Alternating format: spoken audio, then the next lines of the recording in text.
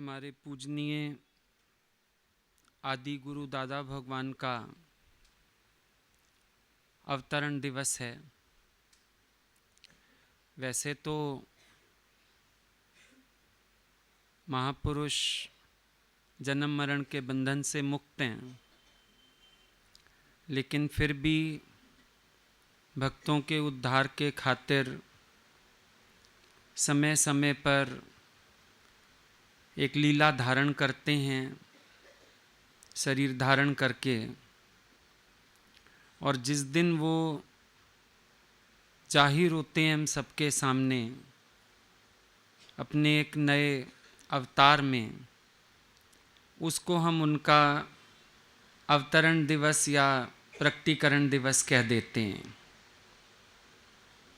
वैसे तो नहीं वो किसी के बंधन में आता, नहीं जन्म पाता, नहीं दुख उठाता, लेकिन दूसरी तरफ से अगर देखा जाए तो शरीर धारण भी करता है और हम सबके खातिर इसके दुख सुख भी सहन करता है। ये उसकी कृपा होती है हम सब पर। ऐसे ही दादा भगवान का भी अवतरण हुआ सबके उद्धार के लिए। संत जगत में आते हैं जग तारन के लिए, आदि व्याधि उपाधि अविद्या तारन के लिए।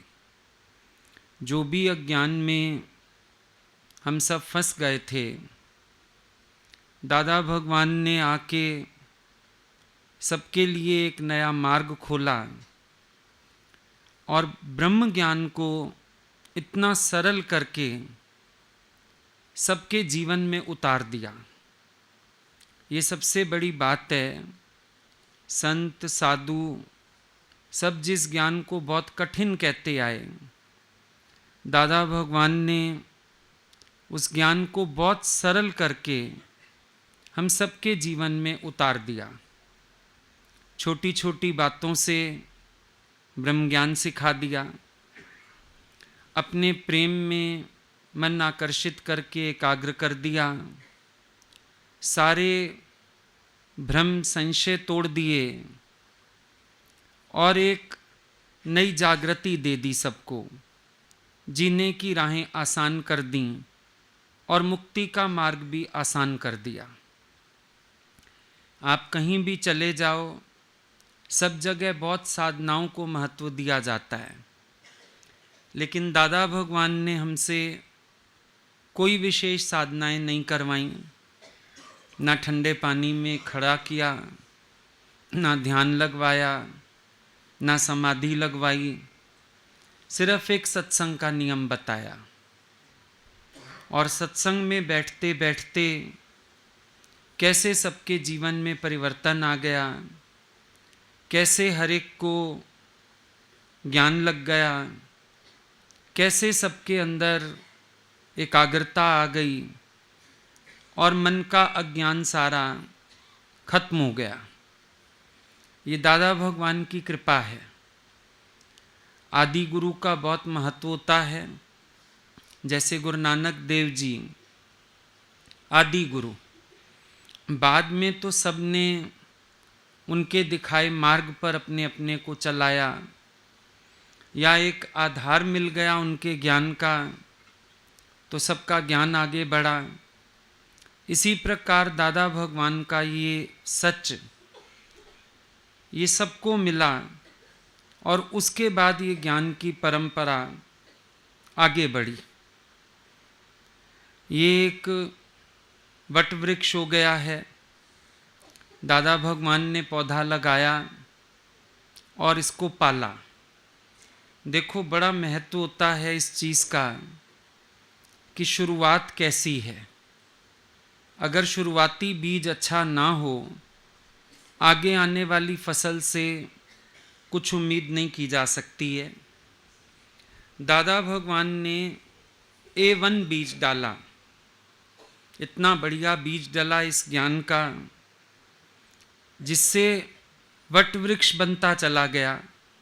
एक से एक प्रकट होता गया वृक्ष और वट वृक्ष क्या होता है, जिसमें पता ही नहीं चलता पहला वृक्ष कौन सा था, क्योंकि आगे उसकी जड़ें फिर नीचे आ जाती हैं, जड़ पकड़ लेती हैं, फिर वृक्ष बन जाता है, फिर वृक्ष बन जाता है। सच में दादा भगवान के इस ज्ञान में कितने लोग आज खड़े हो गए अपने स्वरूप में, स्तंभ बन गए इस कार्य के लिए, और समझ में ही नहीं आता।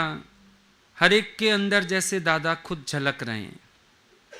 किसी से भी मिलो, किसी को भी सुनो, कोई दादा से कम नहीं लगता है, क्योंकि संत करे आप समान। दादाजी ने सबको अपने जैसा बना दिया और खुश भी होते थे।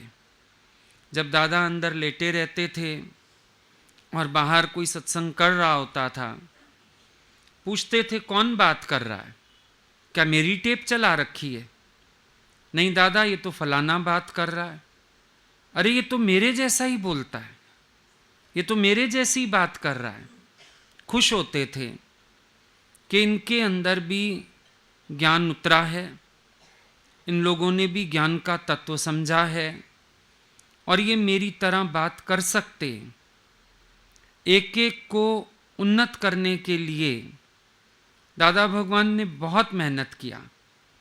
चाहे उनको घरों के पीछे की गलियों में ज्ञान सुनाना पड़ा, चाहे उनको चोरी छिपे ज्ञान बताना पड़ा, चाहे उनको गमले खाने पड़े, चाहे लोगों का विरोध सहना पड़ा, लेकिन इस बगिया को सींचने के लिए दादा भगवान की बहुत मेहनत लगी।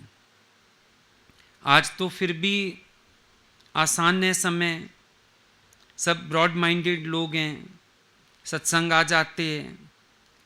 दादा के समय तो स्त्रियां घूंघट काट के चलती थीं और पुरुष के पास जाना तो बहुत मुश्किल काम था, और स्त्रियों ने तो जो साहस हो सहा, दादा भगवान को बहुत सहना पड़ा।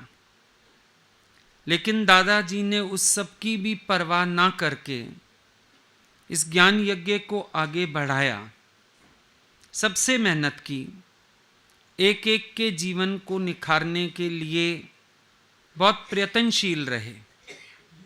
और ये अच्छी बात थी कि उनको कुछ लोग ऐसे मिले, लक्ष्मी भगवान जैसे, जिनको तुरंत ज्ञान लगा, दादा को पहचाना उन्होंने, अपने से मेहनत किया और दादा ने उनको जैसा ढालना चाहा वो वैसे ढले। अपने आप को बनाया उन्होंने। गुरुजी जैसे लोग मिले, नीना मम्मी जैसे मिले, और भी कई शहरों के लोग हैं जिनको आप लोग नहीं पहचानते होंगे, लेकिन कई ऐसे मिले दादा को जिन्होंने दादा को पहचाना, दादा का ज्ञान समझा और अपने आप को दादा के अनुसार ढाल लिया, अपनी जीवन बना के दिखाई। दादाजी बहुत संतुष्ट होते थे जब कोई भी अपने निश्चय में खड़ा होता था, कोई अपने स्वभावों संस्कारों से ऊंचा उठता था, कोई अपने अज्ञान से ऊंचा उठता था, बहुत खुश होते थे। बाहर की बातें उन्होंने मना नहीं की किसी को, ना खाने को रोका, ना कपड़ा बदलवाया, कुछ नहीं किया। बड़ी अच्छी खोज थी उनकी, क्योंकि सब लोग देखा देखी बहुत करते।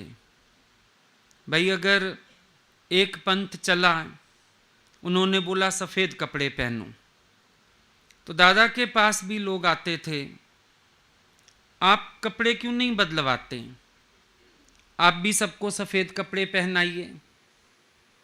और दादा का ये कहना होता था, क्या सफ़ेद कपड़े पहनने से आत्मा का निश्चय हो जाता है? बात तो अंदर का रस जीतने की है। बाहर से अगर हम किसी को छुड़ा भी देंगे और अंदर उसके अगर रस रह जाएगा, तो वो अंदर तो चिंतन करेगा ना उस चीज़ का। बाहर से भले सोचेगा मेरे को गुरु की मना है तो मैं ये नहीं पहनता हूँ, लेकिन अंदर तो रस रह जाएगा। एक ने तो एक बार आके बोला, दादाजी आप सफ़ेद कपड़ा पहनाइए, सबको सफ़ेद साड़ी पहनाइए। दादा ने बोला ठीक है, अभी मैं एक थान मंगाता हूँ, तेरी बेटी भी सत्संग आती है, मैं पहले 2 साड़ी उसको काट के देता हूँ आज। कल से वो सफ़ेद साड़ी पहन के आए, शुरुआत करते हैं। तो एकदम बोलने लगा, क्यों मेरी बेटी विधवा है क्या? तो दादा ने बोला, जो बाकी बैठी हैं वो विधवा हैं क्या? यहाँ तो सबको पति परमात्मा मिला है, यहाँ तो वैसे ही कोई विधवा नहीं है, यहाँ तो सब सदा सुहागन हैं, यहाँ तो सबका पति परमात्मा है, यहाँ तो हम किसी के लिए कह ही नहीं सकते हैं, जिनका पति चला गया हम उनके लिए भी नहीं कहते हैं कि ये विधवा है, यहाँ सब सुहागन है। तो बात को काट दिया उसकी, बोला ज़रूरत नहीं है, अगर हम बाहर का कपड़ा बदलवा भी देंगे और अंदर रस रह जाएगा तो क्या होगा उससे? अच्छा, दादा के समय इनमें सिंधियों में बहुत प्रचलन था उस समय, पति चला जाए तो सफ़ेद ही पहनते थे, दूसरा रंग नहीं पहनते थे। दादा ने बोला जिनको सिर्फ सफ़ेद पहनना है फिर वो सिंपल वाइट पहन के बैठे, वो फिर वाइट में वैरायटी ढूंढते हैं। तो रस तो मन का वहीं है ना, इसीलिए हम किसी से बाहरी वस्त्र नहीं छुड़ाते हैं। किसी ने बोला खाने का परहेज, दादा ने बोला कि ज्ञान सुनेंगे जिसकी वृत्ति सात्विक होती जाएगी, उसका आहार सूक्ष्म भी होता जाएगा और सात्विक भी होता जाएगा, क्योंकि जब अंदर वैराग लगता है तो अन्नमय कोश से मन वैसे ही बहुत दूर हो जाता है। जिसको भी वैराग लगेगा, ज्ञान लगेगा, ब्रह्मज्ञानी का भोजन बहुत सूक्ष्म हो जाता है और सात्विक भी हो जाता है, ना तला, ना भुना, ना मिर्च, ना मसाले, ना चीज़ें, बड़ा सादी सी चपाती खा लेता है। कोई बाहर का फ्राइड चाहिए, मसालेदार चाहिए, तला भुना चाहिए, कुछ भी नहीं, आहार अपने आप ही सात्विक हो जाता है। और बोला मान लो हम किसी को छुड़ा भी दें, अब बंगाल में लोग रहते हैं, वो लोग खाते ही मछली हैं, अब क्या किया जाए? अगर किसी का आहार इस प्रकार का है तो क्या हम उसको ज्ञान के अधिकार से वंचित कर दें? भाई तुम ज्ञान नहीं सुन सकते हो क्योंकि तुम ये खाते हो। कोई बीमार हो सकता है, उसको डॉक्टर कह दे खाने को, फिर क्या करेंगे? गीता भगवानी जब शरीर बीमार हुआ उनका, डॉक्टर ने बोला इनको रोज़ अंडा देना पड़ेगा, अदरवाइज उनकी बॉडी में इम्यूनिटी ख़त्म होती चली जाएगी, क्योंकि इतनी कीमो और सब, और अब तो एडवांस हो गया, उस समय तो इलाज भी बड़ा मुश्किल था। तो कभी किसी के शरीर की आवश्यकता है तो क्या होगा? और फिर दादा ने एक बड़ी अच्छी बात बोली, खाना पीना शुद्ध है, जित्तो रिजक सबाए, जिन्ना सतगुरु बूझया तीना सुतक नाए। खाना पीना तो सब शुद्ध है, अगर अंदर लोभ ना हो, रस ना हो। दादा ने बोला अगर कोई पालक खाता है, आलू खाता है, पर वो भी रस से खाता है, तो वो भी उतना ही दोषी है जितना एक मांस खाने वाला दोषी है। और अगर कोई व्यक्ति भले बाहर से उसका आहार ऐसा भी है पर अंदर से वैष्णव है, स्वभावों से वैष्णव है, वो ज़्यादा अच्छा हुआ ना भाई। अब कहने को कोई कहे हम तो प्याज और लहसुन भी नहीं खाते, पर दूसरों का खून पीने से बास भी नहीं आते, तो कौन बेहतर हुआ? जो प्याज लहसुन खा रहा है पर कम से कम प्यार से जीना तो आता है, कम से कम सबको प्यार करके तो जीता है, वो ज़्यादा अच्छा हुआ। और आज अगर हमारे अंदर का रस चला गया तो जो आहार सामने आ गया वही प्रसाद रूप है।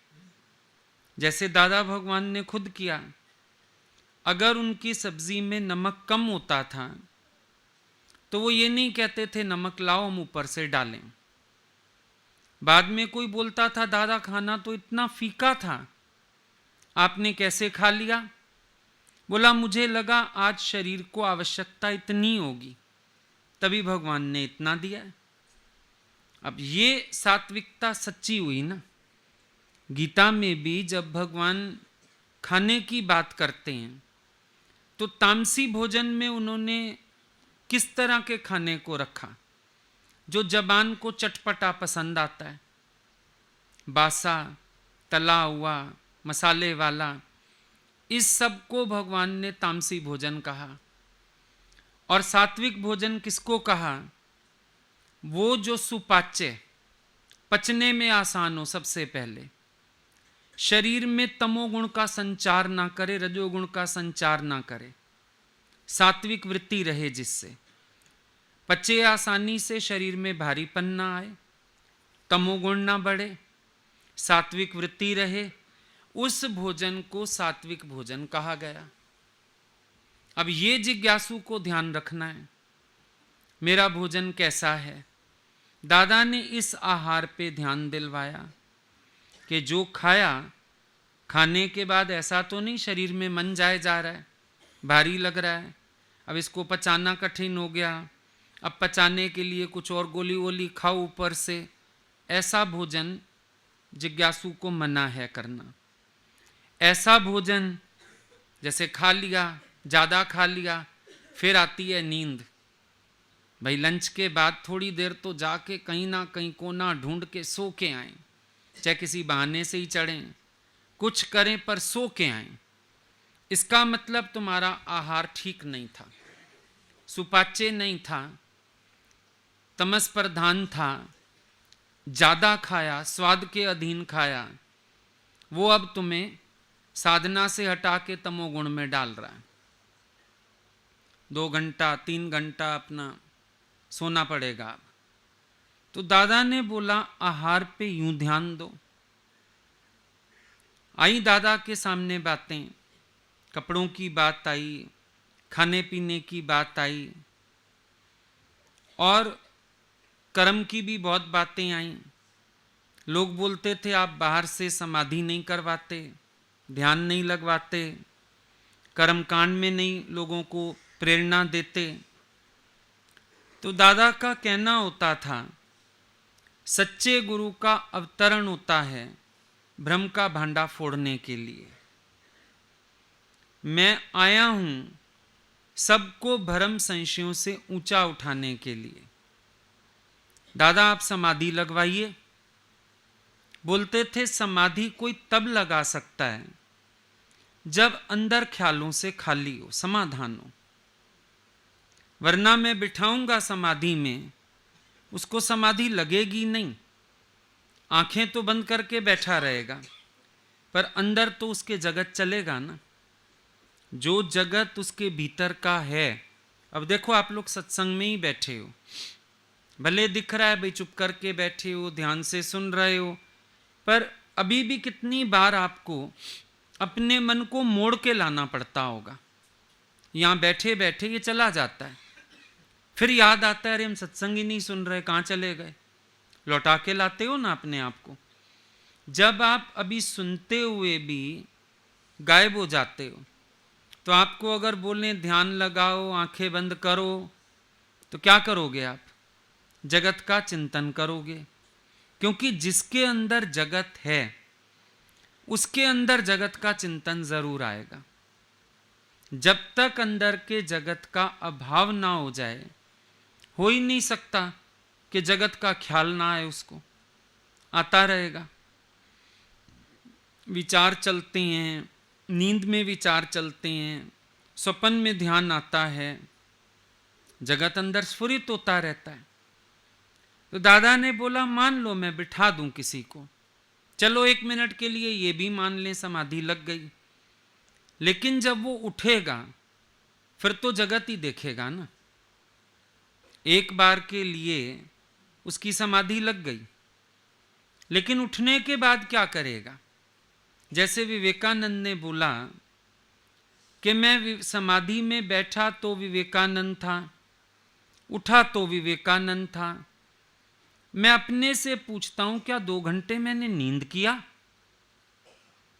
तो दादा ने बोला ऐसी समाधि से फायदा नहीं होगा। तो दादाजी आप कौन सी समाधि बताते हैं? कहते हैं मैं बताता हूं समाधि, समाधि माना समदृष्टि, समाधि माना समबुद्धि, समाधि माना समभाव।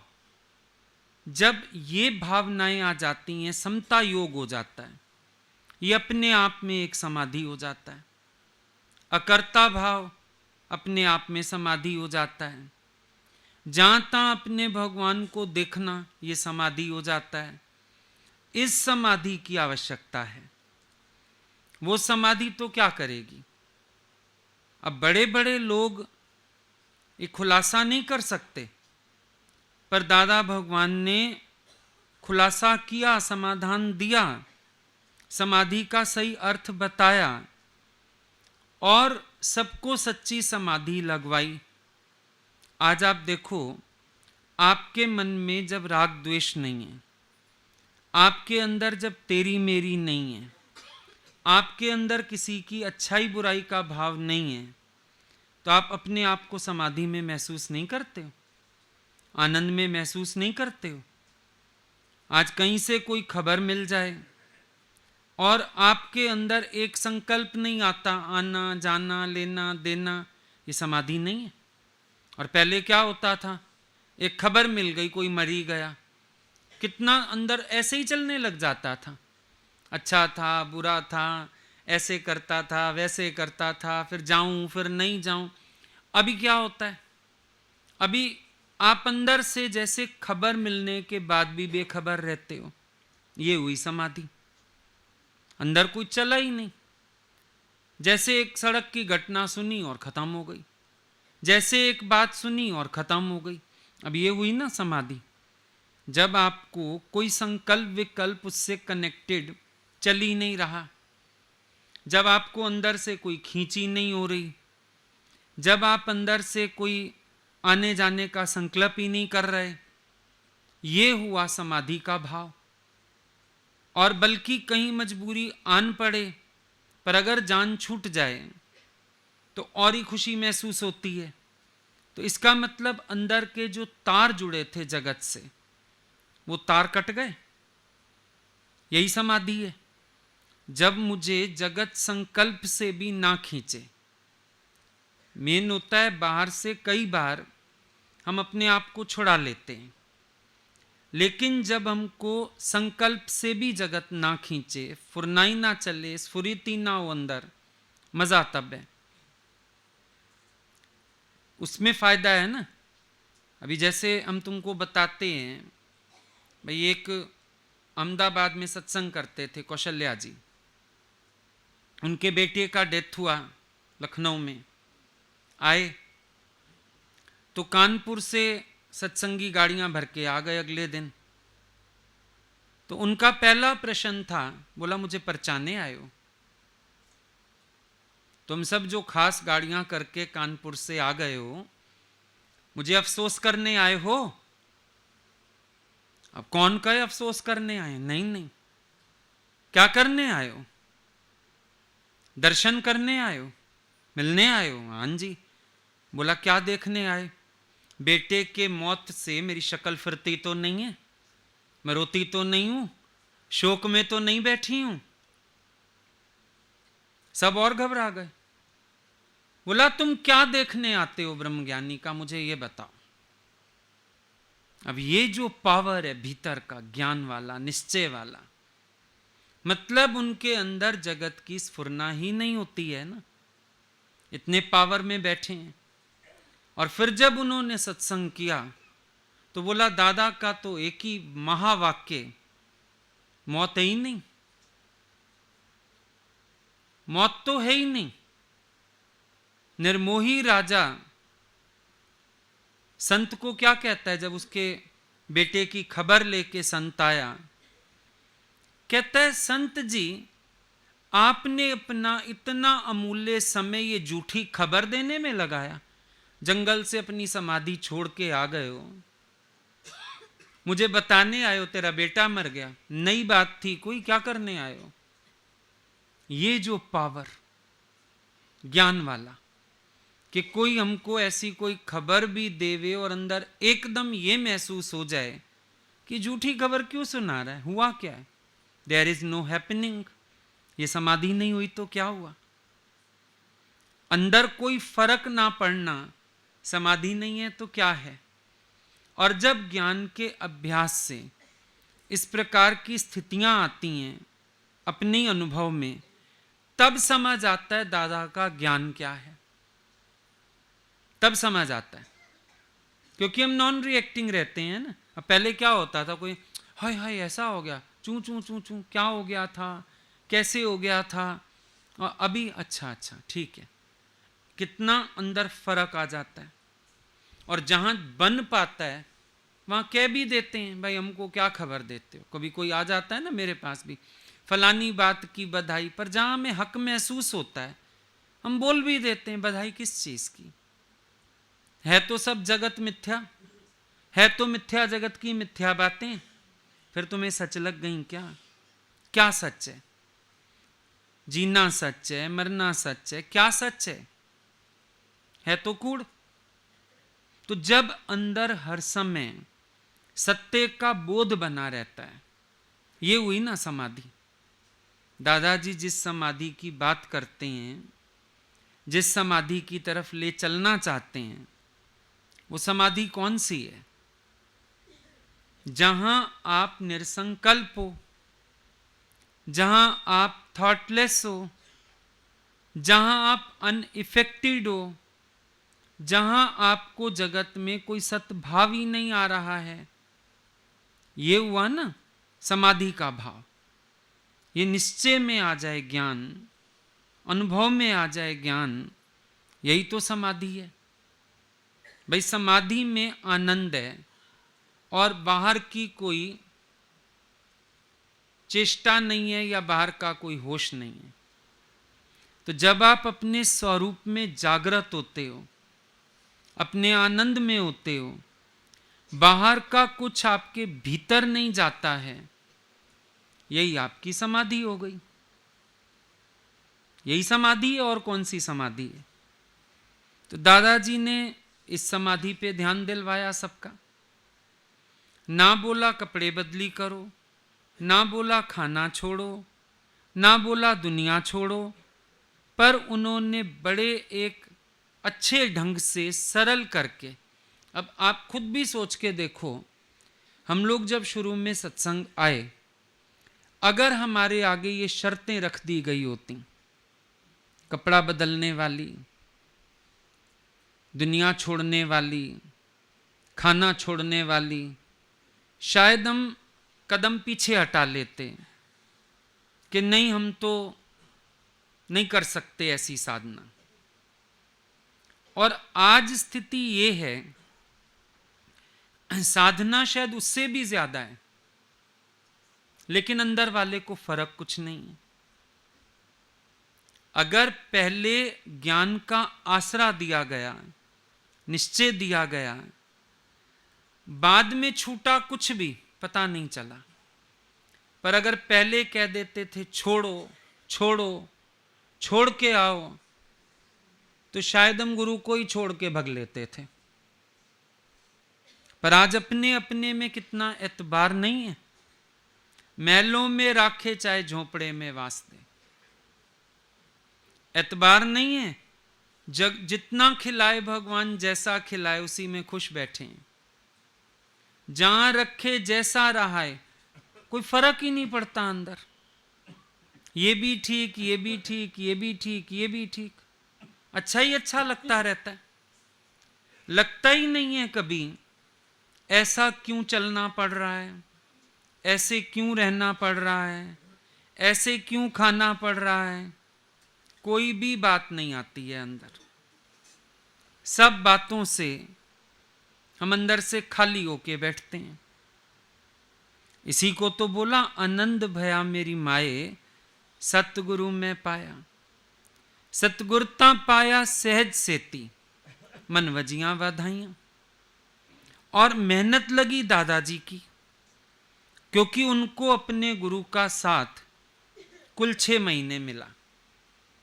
कच्छ से आए थे उनके गुरु, और 6 महीना उनको साथ मिला गुरु का।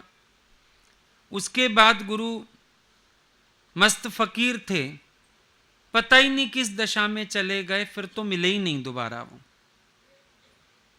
लेकिन वो 6 महीने का वक्त दादा भगवान ने बहुत यूटिलाइज किया। लग लग के गुरु से ज्ञान लिया, गुरु के लिए भजन बनाए, गुरु के ज्ञान को समझने की कोशिश की, गुरु की सेवा की। वो शुरू के 6 महीने जो साथ मिला, जैसे दादा ने अपनी जोत जला ली। कोई कोई होता है ना होशियार भगत, या कह सकते हैं योग्य भगत, जैसे राजा जनक। उसने गुरु से लौ लगा के अपना कल्याण कर लिया। ऐसे दादाजी ने गुरु से लौ लगा के अपना कल्याण कर लिया, अपना काम बना लिया, सिर्फ 6 महीने। हालांकि देखा जाए 6 महीने में तो कभी कभी ज्ञान भी नहीं समझ आता, टाइम लग गया हम सबको। कभी साल लगा, 2 साल लगे, तब तो समझ आना शुरू हुआ गुरु कह क्या रहा है। लेकिन दादाजी की इतनी प्रखर बुद्धि, इतना डिटर्मिनेशन पावर, 6 महीने में गुरु से अपना काम उतार लिया उन्होंने। और गुरु तो चले गए चाहे, पर दादा के पास उस 6 महीने के भी अनुभव बहुत सारे थे, गुरु की बातें बहुत सारी थीं। उन्हीं बातों के बल पे दादा ने अपनी श्रद्धा टिका के रखी। और फिर दादा ने देखा, अब गुरु तो चले गए, अब मैं कैसे बढ़ाऊं इस ज्ञान को अपने। लगन तो लग चुकी थी, शौक तो लग चुका था, क्योंकि हालत ही ऐसी आई, सुसाइड करने जा रहे थे और दोस्त के कहने से चले गए थे। अब ये भी होता है कभी कभी कि ज्ञान दुख के समय, परिस्थिति के समय कई बार अच्छा लग जाता है, कई बार विपरीत भी होता है, अच्छा नहीं लगता, मन भगवान से हटता है। पर कभी कभी कोई लक्की होता है, उसका ध्यान लग भी जाता है। दादाजी का ध्यान लग गया, फिर अपनी मेहनत कर ली। अब दादा ने 14 साल बैठ के शास्त्रों को पढ़ा।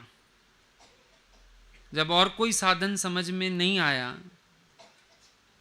गुरु भी और कहां से करते, ऐसा ब्रह्मज्ञानी गुरु, मस्त फकीर गुरु मिलना भी बड़ा मुश्किल। और ये भी होता है कि श्रद्धा एक बार कहीं टिक जाती है तो फिर हटाई भी नहीं जाती है। सच्चे गुरु से तो खास तौर पे अगर श्रद्धा टिक जाए तो मन फिर उससे हट नहीं सकता है।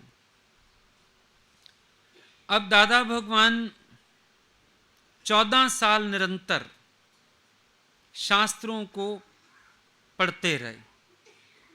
और क्या किया शास्त्र पढ़ के? उन्होंने शास्त्रों से निचोड़ निकाला अपने ज्ञान के अनुसार कि शास्त्रों में तो त्रिगुणी माया का भी विस्तार है, शास्त्रों में तो और बातें भी बहुत लिखी हैं। अगर सब लोग शास्त्र पढ़ेंगे इनकी बुद्धि उलझ जाएगी। तो क्या किया जाए? शास्त्रों में से उन्होंने, जैसे समझो शास्त्र दूध हैं, दादाजी ने एक होशियार मां की तरह उसमें जामन डाल दिया, फिर उसको बिलोया और एक मक्खन तैयार किया जिसके बेस पे आज हम लोगों का सत्संग चलता है। कुछ पॉइंट्स निकाली दादाजी ने, 150 के करीब पॉइंट्स हैं मेन जो हमारे सत्संग की हैं। उस पर फिर दादाजी ने पूरे सत्संग का आधार बनाया उसको, वहां से ज्ञान शुरू किया। 14 साल बैठ के पढ़ा, मेहनत किया सबके लिए, उल्टे लेट लेट के भी रात को डायरियां लिखते रहते थे। फिर उस ज्ञान को आजमाया, जीवन में अनुभव किया, क्योंकि ये भी लगा उनको पठन पाठन के साथ साथ हम थोड़ा अपने अंदर अनुभव भी तो करके देखें, तभी हम किसी को बता पाएंगे ये अनुभव का ज्ञान।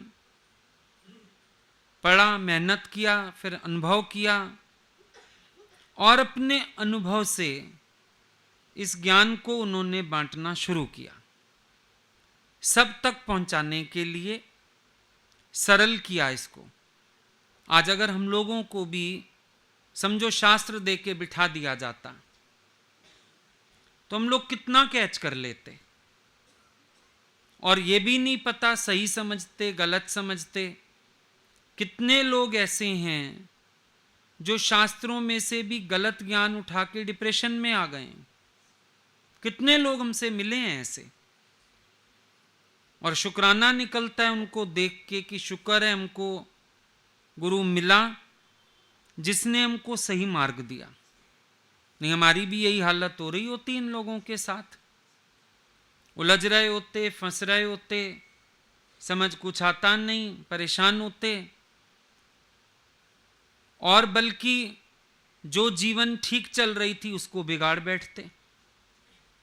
तो दादाजी ने सबके लिए एक मेहनत कर दी, एक मक्खन निकाल के दे दिया, और आप अनुभव करो, आपको आसानी से समझ भी आ गया, क्योंकि ना शास्त्रों की बड़ी बड़ी भाषा थी, ना श्लोक थे, दादा ने सरल कर दिया। बड़ी छोटी सी बात देखना, शास्त्र कहते हैं स्थावर जंगम। अब क्या है स्थावर जंगम? जड़ चेतन। अब जड़ चेतन आसान है ना समझने में।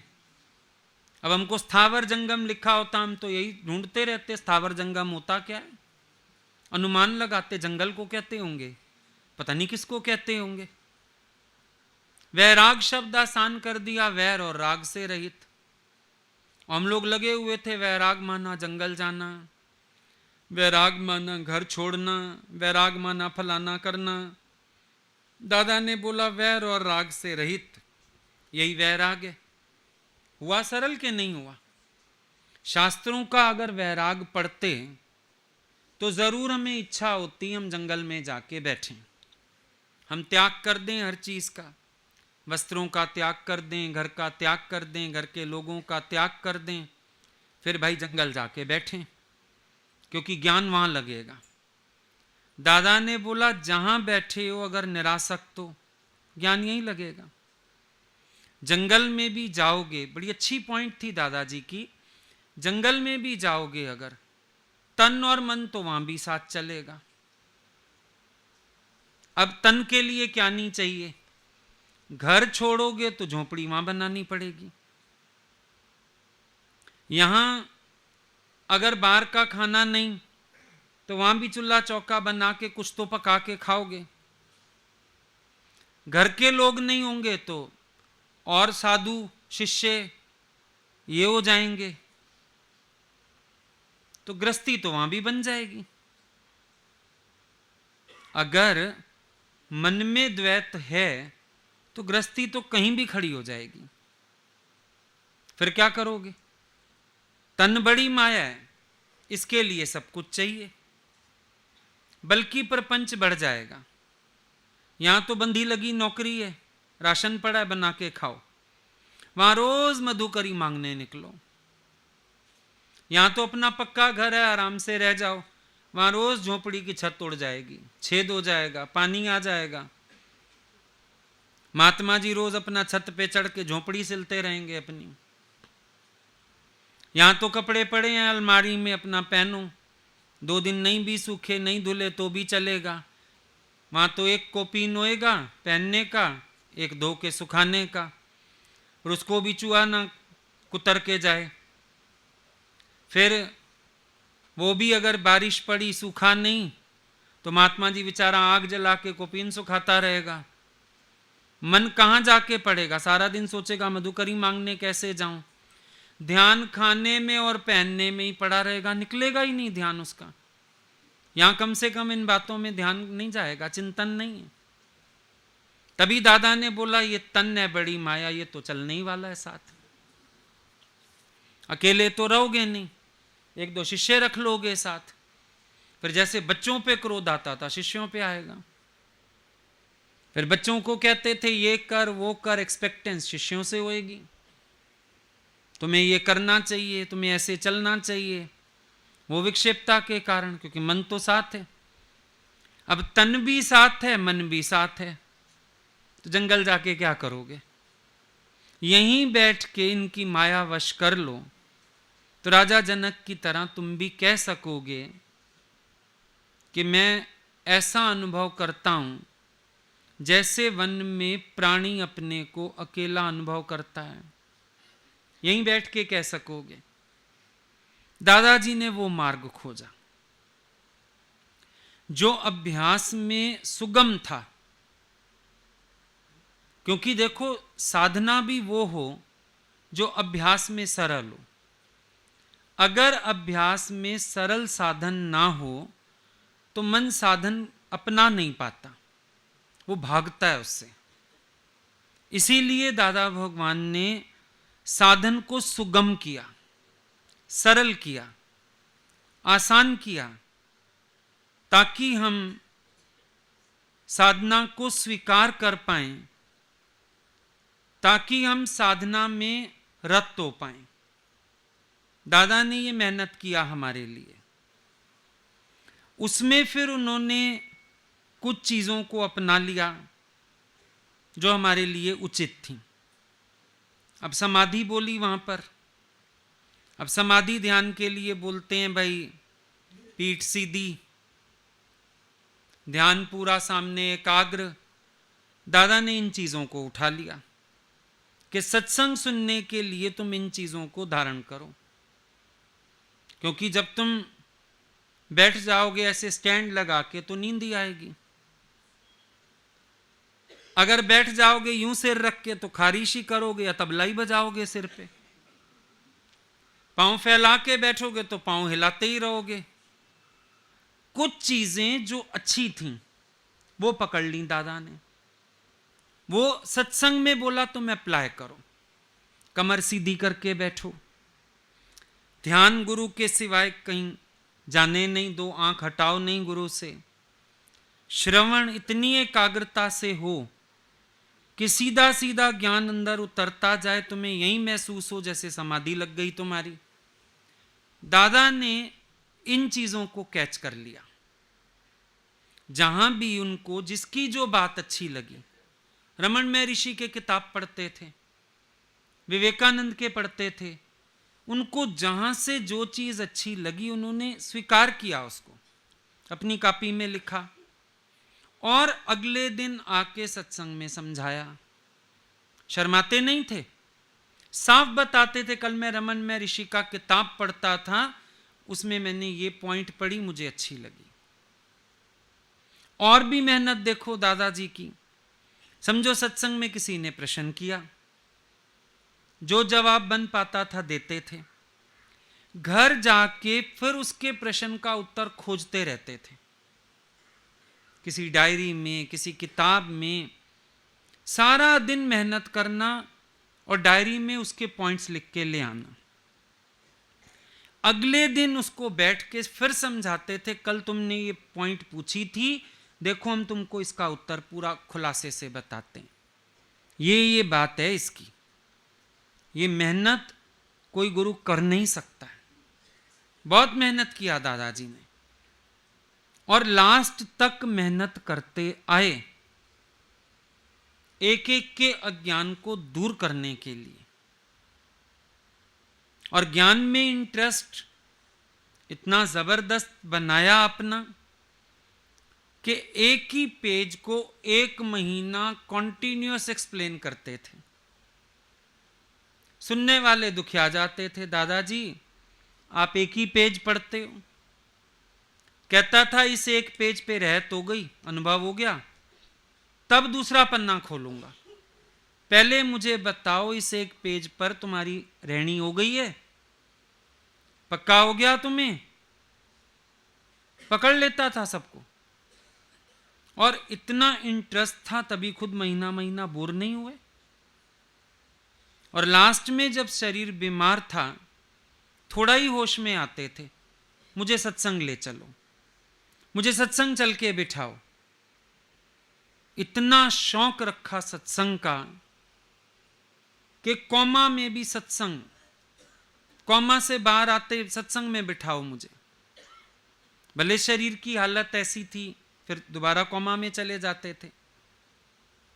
और लास्ट में तो बहुत ही कमाल हुआ जब बिल्कुल 29 को सुबह होश में आए 2 मिनट के लिए। मेरी हिम्मत देखो, मैं आता नहीं हूं, जाता नहीं हूं, मैं सदा ही हूं। ये लास्ट के वर्ड्स थे। किसी को याद नहीं किया, कुछ नहीं किया, एक ही वचन उचारा, मेरी हिम्मत देखो, मैं आता नहीं हूं, मैं जाता नहीं हूं। ये निश्चय ज्ञान का, जरूर इतना ज्ञान अंदर पकाया होगा, निश्चय में लाया होगा, तब तो ये अनुभव हुआ। नहीं इंसान को क्या क्या याद आता है। और जब बीमार भी हुए, होश में थे अभी, पूछा गया दादा आपको बॉम्बे ले चलें? हर संत की ख्वाहिश होती है भी मेरे को आखिर में अपने धाम ले चलो, दादा शरीर बॉम्बे ले चलें आपका। कहता है मैं जहां हूं वही मेरा घर है, मुझे कहीं जाने की जरूरत नहीं। कबीर ने किया था ना, काशी छोड़ के मगर में शरीर छोड़ा था। लोग खास जाते हैं काशी में शरीर छोड़ेंगे, कबीर ने मगर में छोड़ा। बोला तुम्हें भ्रम में काशी में मुक्ति होएगी, जो अंदर से मुक्त है वो मगर में भी मुक्त है जाके। सेम दादाजी की बात हुई, मुझे कहीं नहीं जाना, मैं जहां बैठा हूं मुक्त हूं मैं वहीं पर।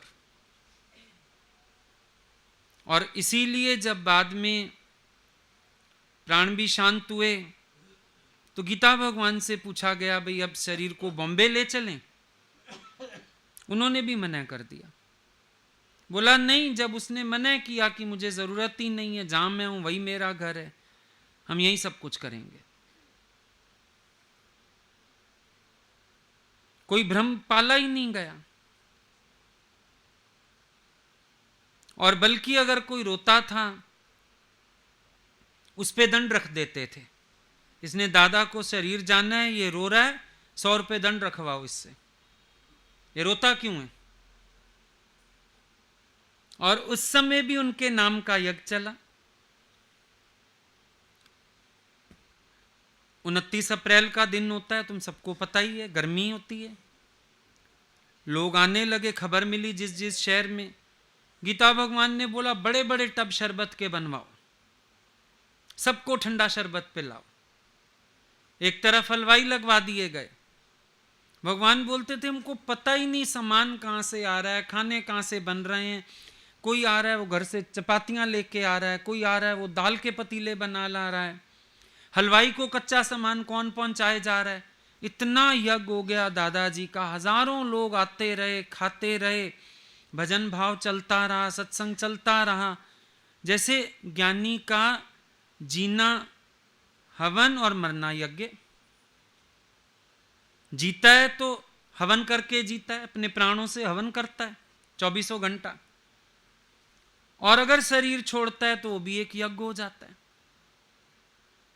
यज्ञ हुआ, महायज्ञ हुआ दादाजी का। जो उन्होंने पूरे जीवन में संकल्प रखे, लास्ट तक वही संकल्प निभाए भी सही।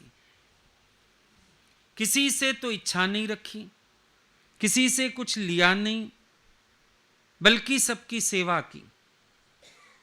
और उनसे भी जब कोई बात करता था, कहते थे मैं तो ज्ञान से भी तुम सबकी सेवा करता हूं, मैं गुरु नहीं हूं। गुरु नहीं बने, गद्दी नहीं बनाई, उनसे पूछते थे आपके बाद ज्ञान कौन चलाएगा? बोला जो ओटे वो अर्जुन, जो योग्य होगा उसी के मुख से भगवान आके बात करेगा, कार्य होने लगेगा। मैं किसी को प्रकट नहीं करूंगा, प्रकृति अपने आप प्रकट करेगी। इस विचार से भी अपने को खाली कर दिया। गुरु नहीं बने, पांव नहीं छूने दिया किसी को अपना। कोई आता था ना पैर छूने, एक दिन कमरे में लेटे थे, कोई मिलने गया, दर्शन करने गया, उसने पांव छू लिए। चोर चोर चोर आवाजें आने लगी, सब भागे। दादाजी कौन चोर आ गया?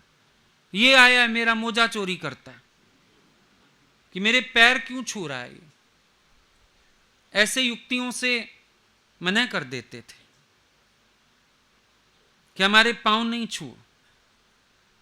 एक ही वचन आजीवन उन्होंने बोला, नाए ठाकुर नाए दास। अरे कोई ठाकुर नहीं है, कोई दास नहीं है, हम और तुम एक ही है। सबको एक नजर से देखा, सबके साथ साधारण होके जिया, किसी सेवा से पीछे नहीं हटते थे। नहाने जाते थे, अपना जोड़ा धो के और सुखा